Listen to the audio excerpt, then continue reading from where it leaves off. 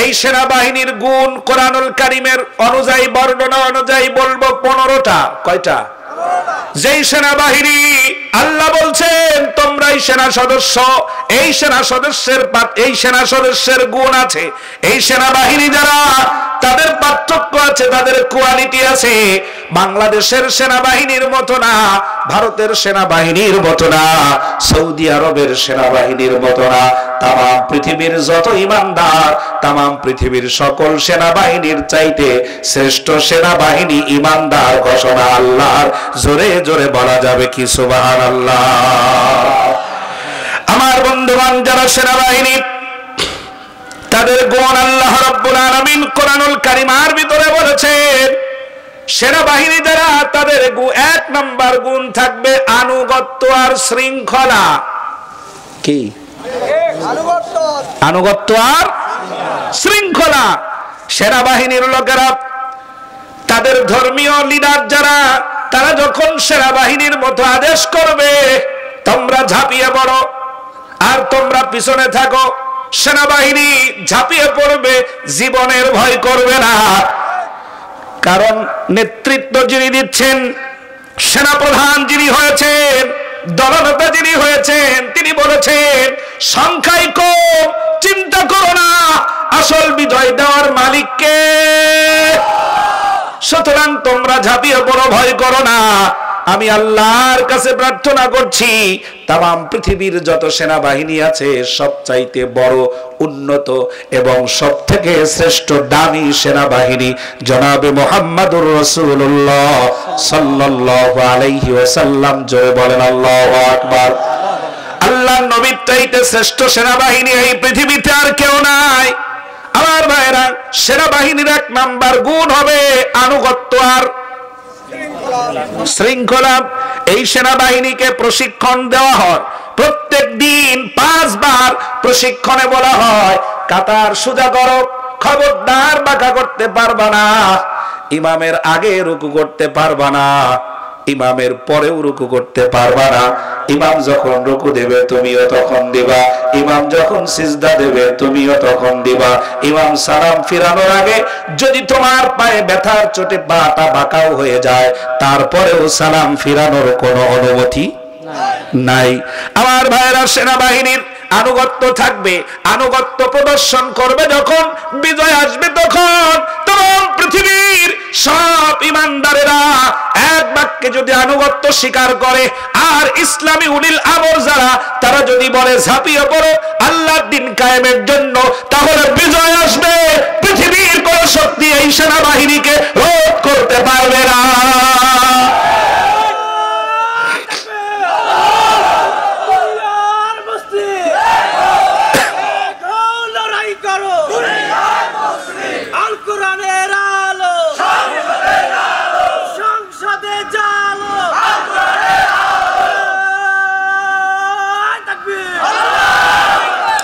সুতরাং সেনাবাহিনী আনুগত্য করবে, শৃঙ্খলার মধ্যে থাকবে, কাতার বন্দী হবে। একটা করে যদি জীবন দিতে হয়, সেনাবাহিনী জীবন দিতে প্রস্তুত, কিন্তু পিছু হটতে প্রস্তুত নয়। সেনাবাহিনী কি পিছু হাঁটে নাকি শহীদ হয়? জবাব দেন। এখানে সেনা অফিসার কেউ নাই সেনাবাহিনীর চাকরি করছে যারা? সেনাবাহিনী কখনো পিছু হবে না, সেনাবাহিনীর সামনে এগিয়ে যায় আর তারা জীবন দেয়, যেটার প্রমাণ আমরা দেখেছি 5ই আগস্টের সময়। দেখেছি না? পুলিশের কাছে দেখাচ্ছে আসাদুজ্জামান খান কামাল, ওনাকে বলছে স্যার যেইডারে মারি শুধু সেইডাই মাইনাস হয়, বাকিগুলো সামনে যায়, কেউ পিছনে হবে না। আল্লাহু আকবার বলে। বিশ্বাস করেন, বিশ্বাস করেন পঞ্চগড়ের ভাইরা, এই সেনাবাহিনীর ভূমিকা যদি আরেকটাবার পালন করতে পারেন, যেভাবে একবার পালন করে অস্ত্রধারী স্বৈরাচারী সমস্ত সেনাবাহিনীদেরকে সবাইকে হটায়া দিয়া স্বৈরাচার পতন করেছেন, আরেকটাবার যদি ইমানদারেরা সেনাবাহিনীর রূপ ধারণ করে মেসওয়াক হাতে করে যদি রাস্তায় বেরিয়ে পড়ে, তাম পৃথিবীর সকল শক্তিকে দুমড়ে মুচড়ে দিয়ে কালিমার পতাকা বিজয় করে ছাড়বে ইনশাআল্লাহ। যারা রাজি আছেন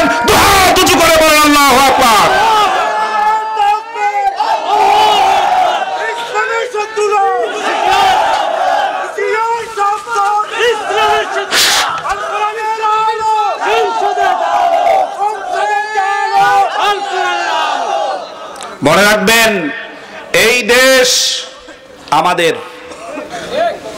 কাদের? আমাদের। এই দেশ আমাদের। জমিনের মূলত প্রতিনিধিত্ব আল্লাহ পাক দিয়েছেন ইমানদারদেরকে। কাদেরকে? ইমানদারদেরকে। ইমানদারদেরকে দিয়েছেন আল্লাহ জমিনের প্রতিনিধিত্ব। ইমানদাররা এখন শুধু মসজিদ আর মাদ্রাসার পাগল, ঠিক না? মসজিদ কেমনে চলবে সেই চিন্তা করো, বাহিরেরটা আমরা দেখছি। জমিন ফাঁকা, ওখানে নাস্তিক মোরতাদেরা, কোরআন বিরোধী যারা, আল্লাহতে বিশ্বাস করে না যারা, যা খুশি তাই করে বেড়াচ্ছে। সম্মানিত ভাইরা, মনে রাখবেন বাংলাদেশে যেমন সংসদ ভবন আছে, নবী মুহাম্মদ সাল্লাল্লাহু আলাইহি ওয়াসাল্লাম এবং সাহাবায়ে কেরাম এই সেনা প্রধানের নেতৃত্বে ইসলাম যখন বিজয় হয়েছে, মদিনাতুল মুনাওয়ারায় আলাদা করে কোনো সংসদ ভবন তৈরি হয় নাই, প্রতিটি মসজিদকেই বানানো হয়েছে সংসদ ভবন। উলামায়ে কেরাম যারা আছেন তারা তাদের কাছে বসবেন, মসজিদের ইতিহাস, প্রত্যেকটি মসজিদ মুসলিমদের জন্য সংসদ ভবন, আর এই মসজিদের এই সংসদ ভবনের স্পিকার প্রতিটি মহল্লার ইমাম। ইমাম হবে মহল্লার বিচারক, কারণ তিনি হচ্ছেন আল কোরআনের জাস্টিস। এখন ইমামরা এই মর্যাদা যদি না চায়, তাহলে তো এই মর্যাদা তসলিমা নাসরিনের উত্তরসূরিরা নেবেই, ঠিক কিনা? ইমামদেরকে এগিয়ে আসতে হবে। এজন্য আল্লাহ পাক সেনাবাহিনীর মর্যাদা দিয়েছেন আপনাদেরকে, ইমানদারদেরকে, যারা আল্লাহতে মানে, রাসূলকে মানে, তাদেরকে সেনাবাহিনীর মর্যাদা দিয়ে বলছে তোমরাই সেনাবাহিনীর সেনা সৈনিক। এদেশে জমিন তোমাদের, এই ৫৬,০০০ বর্গ মাইলের দেশ সূর্য সেনের নয়। এই ৫৬,০০০ বর্গ মাইলের দেশ রবীন্দ্রনাথ ঠাকুরের নয়। এই ৫৬,০০০ বর্গ মাইলের দেশ কাফের বেঈমান মুশরিকদের নয়।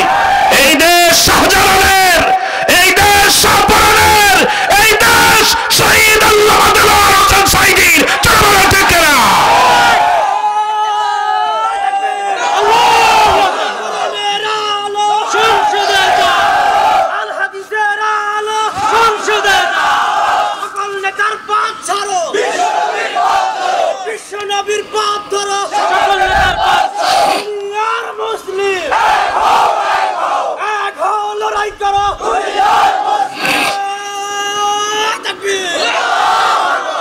কষ্ট পাচ্ছেন? রাগ হচ্ছে? মনে হচ্ছে হুজুর রাজনীতির ওয়াজ করছে? না, এটা কোরআনের সেনাবাহিনী যাদেরকে বলছে। আমি সেই সেনাবাহিনীর কার্যক্রম নিয়ে কথা বলছি। আমার কথাও নয়, আপনার কথাও নয়, এটা পৃথিবীর কোন মোল্লার কথা নয়। এটা কার? জোরে বলেন কার? এক আঙ্গুল আকাশের দিকে উঁচু করে সব লোকেরা বলেন ঘোষণা কার?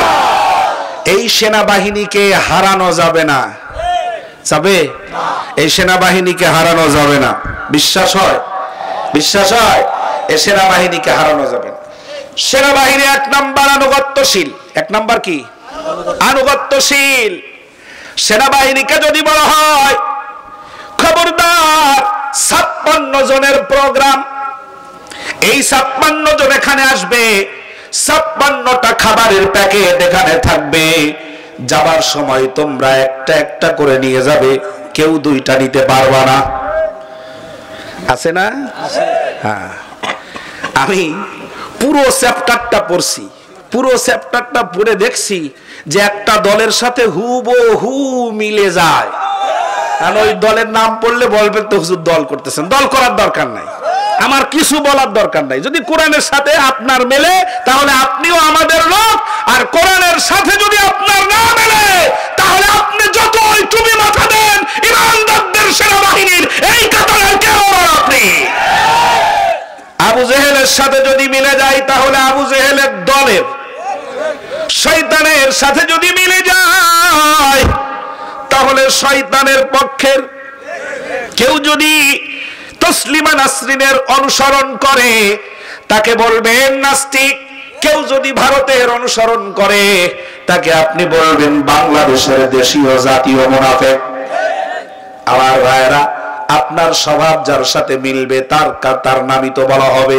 পানওয়ালাকে পানওয়ালা বলা হয়, সিগারেটওয়ালাকে সিগারেটওয়ালা বলা হয়, গাঞ্জাওয়ালাকে কি বলা হয়? গাঞ্জাওয়ালা। মদওয়ালাকে মদ বলা হয়। আল্লাহ পাক বলছেন সেনাবাহিনীর 1 নাম্বার হলো আনুগত্য এবং শৃঙ্খলা। আনুগত্য করেছে খবরদার 313 জন।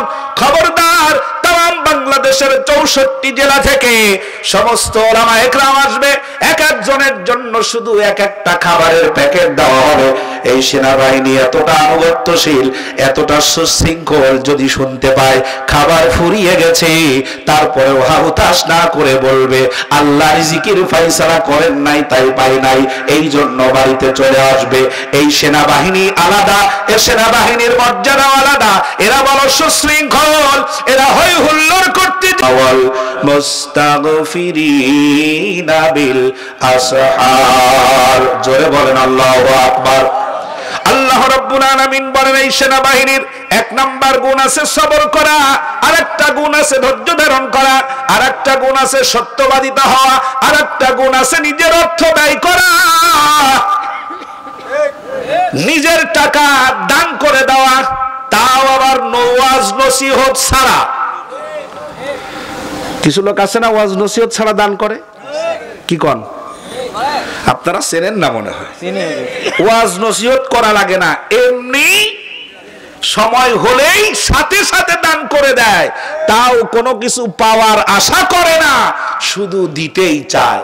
যারা দিতে চায় তাদের জীবন নিয়ে জীবন নেওয়ার হুমকি দেওয়ার কোনো কারণ নাই। ভয় দেখাস না, হুমকি দিস না, ভয় দেখাস না, হুমকি দিস না, মৃত্যু কিংবা 14 শিখ, আমরা কিন্তু সেই আমলের জেল খাটা পাবলিক। ভাইরে আমরা কিন্তু সেই আমলের জেল খাটা পাবলিক। ভয় দেখাস না, হুমকি দিস না, ওরে বন্ধু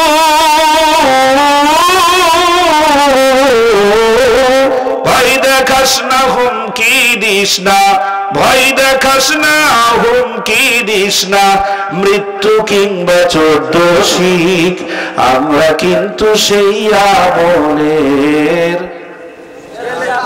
বলেন বলেন, আমরা কিন্তু সেই আমলের জেল খাটা পাবলিক। জোরে বলেন ঠিক কিনা? সেনাবাহিনীর দারুণ দারুণ কথা সামনে আছে। আমি একটু আগাবো, আমার কাছে একটা স্লিপ এসেছে, যেহেতু আপনারা একটু মেহেরবানি করে, সম্ভবত ব্যাগ যাবে না কি যাবে, কি যাবে, ব্যাগ যাবে, আর কি করার, ব্যাগ যাবে। এমনিতেই রাত অনেক হয়ে গেছে, সময় নষ্ট করে ফেলেছেন এনারা। ব্যাগ যাবে, ব্যাগের ভিতরে আপনারা কিছু দেন, তারপরে কয়েকটি 2টা বা 3টা আমি বলে আলোচনার শেষের দিকে চলে যাব ইনশাআল্লাহ। ব্যাগ যাচ্ছে, ব্যাগগুলোতে একটু দ্রুত দেন। মা বোনদের কাছে ব্যাগ, ব্যাগ কই কই ঢুকছে, ব্যাগ দেন, ব্যাগ দেন, ব্যাগ পাঠিয়ে দেন। সবাই একটু জিকির করেন লা ইলাহা। ধৈর্য সহকারে বসেন। সেনাবাহিনী আনুগত্য থাকবে, উঠা যাবে না, শৃঙ্খলা থাকবে, আনুগত্য থাকবে, উঠা যাবে না। দায়িত্বপ্রাপ্ত যারা তারা উঠবে, ব্যাগ নিয়ে যাবে এবং তাদেরকে যতটুকুন পারা যায় দিবেন ইনশাআল্লাহ। একটু আওয়াজে বলেন আল্লাহু আকবার। লা ইলাহা ইল্লাল্লাহ, লা ইলাহা, জোরে লা ইলাহা। ও তুই এই দুনিয়ার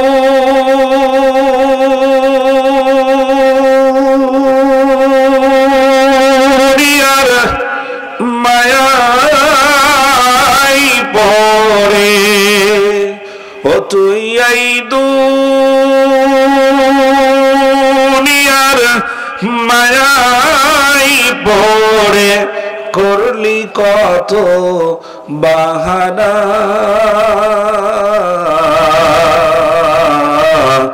এ যে নয় তোর আসল বাড়ি, কবর যে তোর আসল ঠিকানা, এ যে নয় তোর আসল বাড়ি, কবর যে তোর আসল ঠিকানা।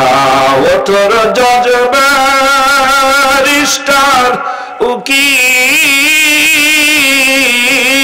মুখতার, ও তোর জজ ব্যারিস্টার উকিল মুখতার, সেই দিনে কেউ থাকবে না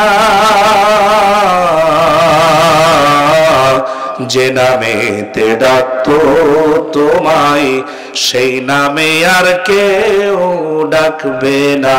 যে নামেতে ডাকতো তোমায়, সেই নামে আর কেউ ডাকবে না।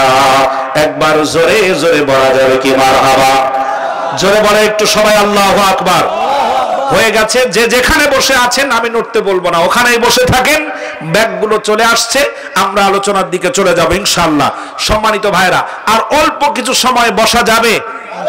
হ্যাঁ, নিয়াত আছে যাদের, হাত দেখতে চাই তাদের, জবান দিয়ে বলেন আল্লাহু আকবার। এই আমি কিন্তু জায়গায় জায়গায় দেখলাম এই সেনাবাহিনী হাত তুলছে একেবারে দুর্বলের মতো, হাত উঁচু করে বলেন আল্লাহু আকবার। হাত উঁচু করেন, উঁচু করেন, উঁচু করেন, উঁচু করেন। এই ট্রেনিং থাকতে হবে। হাত নামান। বিশ্বাস করেন, মাহফিলগুলো অসফলতায় আসতো না মাহফিলে যদি এই ট্রেনিংটা আমাদের থাকতো, এই সেনাবাহিনীর প্রশিক্ষণটা যদি আমাদের থাকতো। লক্ষ্য করুন, ইমানদার যারা তারা আনুগত্যশীল, উশৃঙ্খল কখনো নয়, তারা সুশৃঙ্খল ট্রেনিং প্রাপ্ত ব্যক্তি। ঘোষণা কার? আল্লাহ রাব্বুল আলামিনের নবী জনাবে মুহাম্মাদুর রাসূলুল্লাহ। পড়েন সবাই, বলেন আল্লাহর নবী, মুতার প্রান্তরে যুদ্ধ হবে 1 লক্ষ রোমান সৈন্যদের বিরুদ্ধে। মুসলমান মাত্র 3000, রোমান সৈন্য হলো 1 লক্ষ আর মুসলমান হলো 3000। বিশ্বাস করুন পঞ্চগড়ের ভাইরা, এটা যদি সুশৃঙ্খল না হতো, আর কঠিন ট্রেনিং প্রাপ্ত যদি না হতো, আনুগত্যশীল যদি না হতো, মুতার প্রান্তরে 1 লক্ষের বিরুদ্ধে মাত্র 1000 মানুষের কখনো বিজয় আসতো না।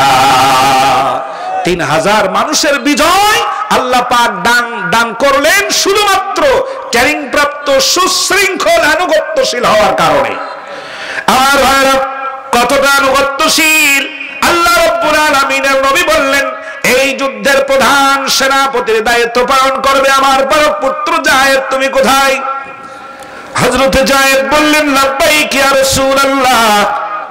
আব্বা জান, আপনি আমাকে অর্ডার করেছেন, আমার মা আয়েশা ঘরে বসে শুনেছেন, আমি রাজি আছি, আমি হাজির হলাম। আল্লাহ নবী বললেন, জায়েদ যদি শহীদ হয়ে যায় তাহলে 2 নম্বর সেনাপতির দায়িত্ব পালন করবে আমার চাচাতো ভাই জাফর বিন আবি তালিব। তুমি কোথায়? তিনিও বললেন, আমি হাজির আছি। লাব্বাইক ইয়া রাসূলুল্লাহ। আল্লাহ নবী বললেন, জাফর যদি শহীদ হয়ে যায় তাহলে 3 নম্বর সেনাপতির দায়িত্ব পালন করবে আমার প্রিয় সাহাবী আব্দুল্লাহ বিন রাওহা। তুমি কোথায়? তিনি বললেন, আমিও হাজির আছি। আল্লাহ নবী বললেন, 3 জন বাড়িতে চলে যাও, তোমাদের মা বাপ তোমাদের স্ত্রীদের কাছ থেকে বিদায় নিয়ে চলে আসো। হযরতে জায়েদ বললেন, ইয়া রাসূলুল্লাহ, আব্বাজান, আমি আপনার পালক পুত্র, আপনি আমার বাবার ভূমিকায়, আর আপনার স্ত্রী আম্মা জান আয়েশা আমার মায়ের মতো।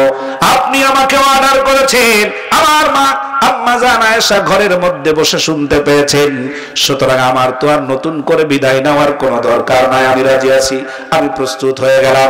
আল্লাহ নবীর চাচাতো ভাই জাফর বিন আবি তালিব বাড়িতে চলে গেলেন, স্ত্রীকে সালাম দিয়ে বললেন, ও স্ত্রী, আল্লাহ নবী আমাকে যুদ্ধের ময়দানের সেনাপতির দায়িত্ব দিয়ে পাঠাচ্ছেন।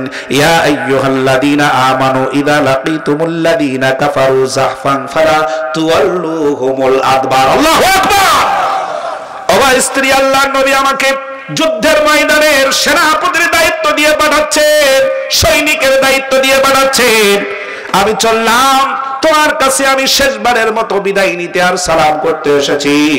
হযরত জাফর বিন আবি তালেবের স্ত্রী আল্লাহর কাছে হাত তুললেন, বললেন রব্বুল আলামিন তোমার নবী আমার স্বামীকে যুদ্ধের ময়দানের সেনাপতির দায়িত্ব দিয়ে পাঠাচ্ছেন, আমি তাকে ফিরাবার কোনো হক রাখি না, কিন্তু তোমার কাছে দোয়া করি আল্লাহ দয়া করে মেহেরবানি করে আমার স্বামীটাকে জীবিত অবস্থায় আমার ঘরের ভিতরে দয়া করে তারে আবার ফিরাইয়া দিও। জোরে জোরে বলা যাবে কি আল্লাহু আকবার। জাফর বিন আবি তালিব দেরি না করে তার খাপের ভেতর থেকে তরবারিটা বের করে তরবারির উল্টা পিঠ দিয়ে স্ত্রীর হাতের উপরে মৃদু আঘাত করলেন আর বললেন, ও স্ত্রী উল্টা দোয়া করো না, আল্লাহ রাব্বুল আলামিন তোমার দোয়া মঞ্জুর করবেন না, কারণ আল্লাহর নবী আমার নাম 2 নম্বরে ঘোষণা করেছেন, আমার আগের একজন আছেন আমার পরের একজন আছেন, সুতরাং বিবি নির্ঘাত ওই মুতার প্রান্তরে শহীদ হয়ে যাব, জীবনের তরে দেখা করতে আসলাম, এই জীবনে তোমার সাথে আমার আর কোনো দেখা হবে না। হযরত জাফর বিন আবি তালিব বিদায় সালাম দিয়া তরবারি নিয়া রাসূলুল্লাহর দিকে আগাতে থাকলেন। স্ত্রী কাটার কবুতরের মতো ছটফট করতেছে, কাঁদতেছে, আর সন্তানগুলো পিছনে পিছনে আব্বা আব্বা বলে কাঁদছে আর দৌড়াচ্ছে। হযরত জাফর একবারের জন্য পিছনে তাকিয়ে দেখলেন না কারা কান্দে আর কারা দৌড়ায়। হযরত জাফর চলে গেলেন। হযরত আব্দুল্লাহ বিন রাওহা ওই দিন ছিল তার বাসর সজ্জা, সবে মাত্র বিবাহ করে এনেছেন, ঘরে আছে বউ, এখনো বাসর রাত পালন হয় নাই। আল্লাহর নবীর সাহাবীকে বলা হলো যাও বিদায় নিয়ে চলে আসো। হযরত আব্দুল্লাহ বিন রাওহা চলে গেলেন বাড়িতে। বাড়িতে গিয়ে তিনি দেখতে পেলেন স্ত্রী ঘরের ভিতরে পবিত্র কোরআনুল কারীম তেলাওয়াত করে। জোরে বলা যাবে কি সুবহানাল্লাহ। সেই সেনাবাহিনীর স্ত্রীরা কোরআনুল কারীম তেলাওয়াত করতো, আর আমরা এখন যারা নামাজি আছি ঈমানদার আছি আমাদের বউরা কোরআন তেলাওয়াত করতে পারে এই শর্ত দেখে আমরা ছেলে মেয়েদেরকে বিবাহ দেই না। ঠিক কথা ঠিক? আমার ভাইরা, পঞ্চগড়ের বন্ধুরা, আল্লাহর বলা সৈনিকেরা, একটু লক্ষ্য করুন আল্লাহ রাব্বুল আলামিনের নবী কেমন সেনাপতি আর সাহাবায়ে কেরাম কত বড় সৈনিক। আল্লাহর নবী অর্ডার করেছে বাসর রাত, আমরা যেতে পারতাম? পারতাম যেতে? বলতাম সেনা প্রধানের কি আর খায়া দেয়া কাজ নাই? আল্লাহর নবী অর্ডার করেছে, সেনাবাহিনী বাড়িতে চলে গেছে, গিয়ে দেখতে পেলেন স্ত্রী পবিত্র কোরআনুল কারীম তেলাওয়াত করে। সালাম করে বললেন, ওগো স্ত্রী কোরআনুল কারীম তেলাওয়াত একটু বন্ধ করো, আমার কথা শোনো, আমি তোমার স্বামী আব্দুল্লাহ এসেছি। স্ত্রী বলছেন, স্বামী বাহিরে কেন, ভিতরে আসেন। এই কথা বলার পরে আব্দুল্লাহ বলছে, আমি ভিতরে যেতে চাই না, সবে মাত্র বিবাহ করেছি, আমি জানি তুমি মদিনার এক সুন্দরী নারী, তোমাকে দেখার পরে তোমার প্রতি আমার প্রেম জাগবে, ভালোবাসা জাগবে, এটাই স্বাভাবিক, কারণ আমি একজন যুবক মানুষ, তুমি এক সুন্দরী নারী। ও স্ত্রী, আমি তোমার সাথে দেখা করতে চাই না, এই জন্য আল্লাহ নবী আমাকে সেনাপতির দায়িত্ব দিয়ে পাঠাচ্ছেন, আমি তোমার কাছে শেষবারের মতো সালাম করতে আসলাম, দেখা করতে চলে আসলাম, তুমি আমার বিদায় দিয়ে দাও, আমার উপরে কোনো দাবি রেখো না।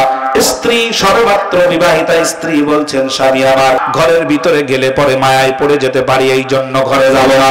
আল্লাহ বান্দি ডাক দিয়ে বলছেন, সেনাবাহিনীর স্ত্রী কত প্রশিক্ষণ প্রাপ্ত, ডাক দিয়ে বলছেন, স্বামী আমার আপনি যদি ঘরের ভিতরে আসেন, আল্লাহর নামে শপথ করে বলি আপনার সাথে আমি কোনো প্রেম নিবেদন করব না। আপনাকে বিবাহের আগে একবার কোন রকম দেখেছি গো স্বামী, আপনি আর একটা বার ঘরের ভিতরে আসেন, সেনাপতির দায়িত্ব পালন করতে যাওয়া, যুদ্ধের ময়দানে চলে যাওয়া আমার প্রাণপ্রিয় স্বামীটাকে আর একটা বার ভালো করে পা থেকে মাথা অবধি ভালো করে দেখে রাখতে চাই, যাতে করে কিয়ামতের কঠিন ময়দানে লক্ষ কোটি কোটি মানুষের ভিতরে আমি যেন আপনাকে স্বামী বলে চিহ্নিত করতে পারি। হযরত আব্দুল্লাহ বিন রাওহা বললেন, ও স্ত্রী, যদি এই ইরাদা তোমার হয়, এই ইচ্ছা যদি তোমার থাকে, তাহলে শুনে রাখো, বিশ্বাস রাখো, আমি যে আল্লাহর জন্য জীবন দিতে চলে যাচ্ছি, সেই আল্লাহ রাব্বুল আলামিন জান্নাতের ভিতরে তোমাকে আমাকে স্বামী স্ত্রী হিসাবে আল্লাহ নিজেই পরিচয় করায়া দিবেন। জোরে জোরে বলা যাবে কি সুবহানাল্লাহ। 3 জন সেনাপতি চললেন, যুদ্ধ হলো মুতার প্রান্তরে। শুরু হলো হযরত যায়েদ রাদিয়াল্লাহু তাআলা আনহু অসংখ্য কাফের সৈন্যদেরকে জাহান্নামে পাঠিয়ে দিয়ে হযরত যায়েদ তিনি নিজেও শহীদ হয়ে গেলেন। পতাকা ধরার জন্য জাফর বিন আবি তালিব ছুটলেন, তাকে কাফেররা ঘিরে ফেললো, ডান হাতে কোপ দিল। আল্লাহর নবীর সাহাবী এই সেনাপতি পতাকা বাম হাত দিয়ে উঁচু করে রাখলেন, বাম হাতে কাফেররা কোপ দিল। এবার কাটা দুইটা ঝুলন্ত হাত দিয়ে বুকের সাথে করে ইসলামের পতাকা উঁচু করে রাখলেন। কাফেররা আসলো, তার দেহ থেকে কাল্লাটা আলাদা করে ফেললো। হযরতে আব্দুল্লাহ বিন রাওহা এবং আবু উবাইদা দুজনে মিলে জাফরের অবস্থা দেখে দৌড় দিয়ে চলে গেলেন সেনাপতির দায়িত্ব পালন করার জন্য। কারণ সেই সেনাবাহিনী কেউ মারা গেলে, শহীদ হলে ওইটা দেখে ভয় পেয়ে পিছিয়ে যায় না, তারা লাশের উপর দিয়ে সামনে গিয়ে অস্ত্র ধারণ করে যুদ্ধ করে। জোরে বলেন ঠিক কিনা? আমার ভাইরা, সেনাবাহিনীদেরকে থামানো যাবে না। আল্লাহর নবীর আদেশ করা আনুগত্যশীল সেনাবাহিনী, তারা তাদের দায়িত্ব পালন করছে। আব্দুল্লাহ বিন রাওহা এবং আবু উবাইদা দুজন মিলে ইসলামের পতাকা ধরার জন্য রওনা হলেন। তারা গিয়ে দেখতে পেলেন আমরা যাওয়ার আগে কে যেন ইসলামের পতাকা উঁচু করে রেখেছে। আব্দুল্লাহ বিন রাওহা বলেন, আমরা গিয়ে দেখতে পেলাম জাফর বিন আবি তালিবের দুই হাত কেটে কাফেররা দুই দিকে ফেলে দিয়েছে, দুই পা কেটে কাফেররা দুই দিকে ফেলে দিয়েছে, দেহ থেকে কল্লাটা আলাদা করেছে, দূরে পড়ে আছে কাল্লা, শুধুমাত্র মাথাটা ইসলামের পতাকা দাঁত দিয়ে কামড়ায়া উঁচু করে রেখে দিয়েছে। আমার ভাই ওই সেনাবাহিনীর ভূমিকা পালন করতে রাজি আছে। আগামী দিনে ইসলামের জন্য যদি জীবন দেওয়ার নির্দেশ আসে, ইসলামের জন্য যদি কল্লা দেওয়ার নির্দেশ আসে, ইসলামের জন্য যদি ঘর ছাড়ার নির্দেশ হয়, ইসলামের জন্য যদি বাড়ি ছাড়ার নির্দেশ হয়, আমি আমার বুকের তাজা রক্ত ঢেলে দেব, সন্তানকে কুরবানি দিয়ে দেব। যারা আমার সাথে রাজি আছেন দুহাত উঁচু করে বলেন আল্লাহু আকবার।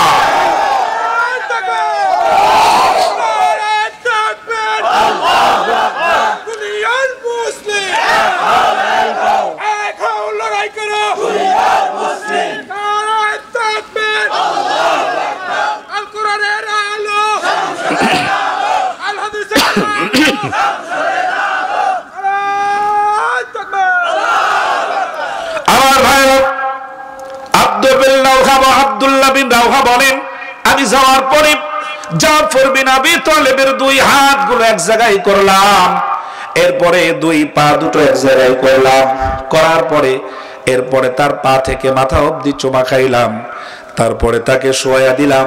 রাতের বেলা ঘুমের ভিতরে স্বপ্নে দেখতে পেলাম আল্লাহর বান্দা জাফর বিন আবি তালিব আল্লাহর জান্নাতে ফেরেশতাদের সঙ্গে উড়ে বেড়ায়। জয় বলেন সুবহানাল্লাহ।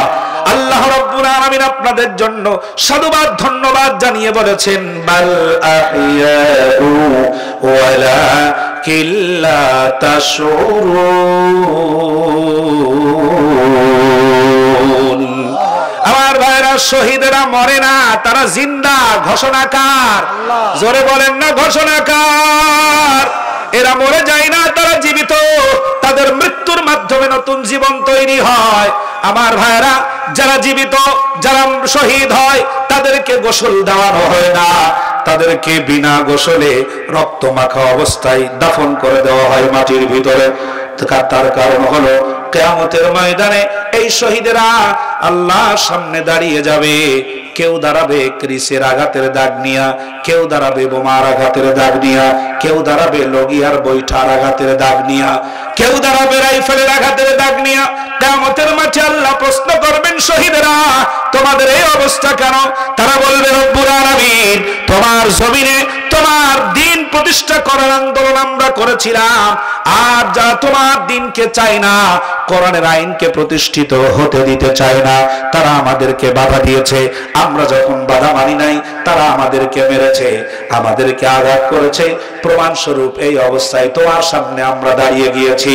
আল্লাহ রাব্বুল আলামিন ডাক দিয়ে বলবেন, শহীদেরা তোমার কলিজার ভিতরে তোমার স্ত্রীর মায়া, তোমার মা বাপের মায়া, তোমার সন্তানের মায়া ততটা হয় নাই যতটা তুমি আমাকে মায়া করেছো, আমার রাসূলকে করেছো, আমার কোরআনের জন্য, আমার দ্বীনের জন্য তুমি তোমার সব চাইতে মূল্যবান জীবনটা দিয়ে দিয়েছো। সুতরাং আজকের কিয়ামতের ময়দানে তোমার কোনো হিসাব করব না, বিচার করব না, বিনা হিসাবে বিনা বিচারে আমার জান্নাতে চলে যাও। ঘোষণাটা কার? এই ঘোষণা তাদের জন্য আল্লাহর কোরআনকে প্রতিষ্ঠিত করার জন্য ট্রেনিং প্রাপ্ত আর প্রশিক্ষণ প্রাপ্ত হয়ে আল্লাহর সেনাবাহিনীতে নাম লেখায় যারা, আল্লাহ পাক তাদের জন্য ঘোষণা করেছেন। সেনাবাহিনীতে নাম লেখাতে রাজি আছেন? রাজি আছেন? দেখি কারা রাজি আছেন স্বতঃস্ফূর্ত ভাবে আল্লাহর দ্বীন কায়েমের জন্য এই সেনাবাহিনী হতে রাজি আছেন তো ইনশাআল্লাহ? আল্লাহ যেন কবুল করেন, বলেন আমিন। প্রাণ ভরে বলেন আল্লাহুম্মা সাল্লি আলা, ভাই মুনাজাত করে দিলাম, মাওলানা মুহাম্মদ ওয়া আলা আলি সাইয়্যিদিনা মাওলানা মুহাম্মদ। আলহামদুলিল্লাহ। সম্মানিত ভাইরা, আমি যেখানে দাওয়াত নেই প্রথমেই বলে দিই, যেহেতু আমি একজন মুফাসসির, যদি দাওয়াত দেন তাহলে তাফসির করার সুযোগ দিবেন, কারণ কোরআনের কথা বলার জন্য আমাকে ডেকে নিয়ে যাচ্ছেন অর্থ পয়সা খরচ করে, এবং লোকেরাও আসবে কিন্তু আমার জন্য, ঠিক কি না? লোকেরাও আসবে আমার জন্য, ডেটটা আমার কাছ থেকে নেওয়া। দুর্ভাগ্য কোন কোন জায়গায় গিয়ে হয় শুরু করার আগেই শেষ হয়ে যায়, অথচ ডেটটা কিন্তু আমিই দিছি।